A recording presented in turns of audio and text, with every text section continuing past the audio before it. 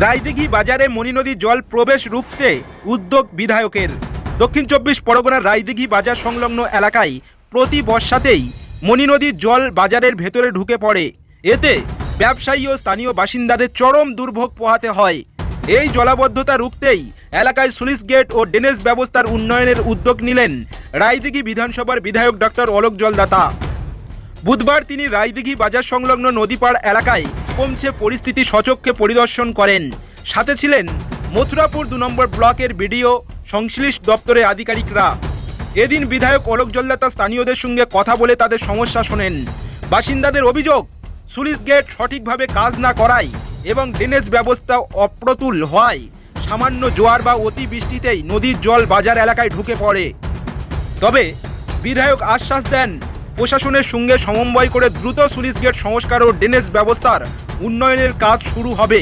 এতে ভবিষ্যতে জলবদ্ধতার সমস্যা অনেকটাই কমে আসবে বলে আশাবাদী এলাকাবাসী। এই পরিদর্শনকে ঘিরে এলাকায় ইতিমধ্যেই আশার সঞ্চার হয়েছে। স্থানীয় ব্যবসায়ীরাও জানান, সমস্যার দ্রুত সমাধান হলে বাজারের দৈনন্দিন কাজকর্ম স্বাভাবিক থাকবে। আমাদের কাছে কয়েকদিন ধরে সত্যি কথা বলতে কি আমাদের যারা দোকানদার আছেন বা রায়দিঘির এই নদীর পাড় ধরে যেসব মানুষরা বসবাস করেন তারা সত্যি সমস্যায় ভুগছিলেন।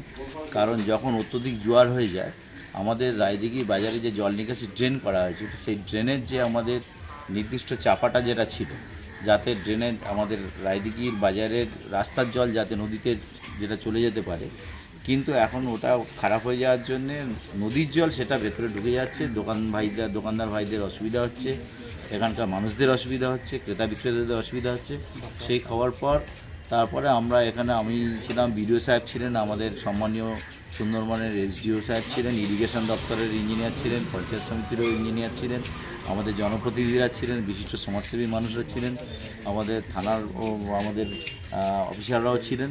আমরা একটা জয়েন্ট ভিজিট করে এটা ঠিক হয়েছে যে যত দ্রুত সম্ভব 1 সপ্তাহের মধ্যে কাজ শুরু করা হবে।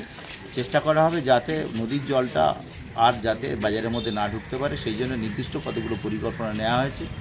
আপাতত আমাদের ইরিগেশন দপ্তর সেই কাজটা করবে, আমাদের ব্লক থেকেও সেটা সুপারভিশন করে। ধন্যবাদ।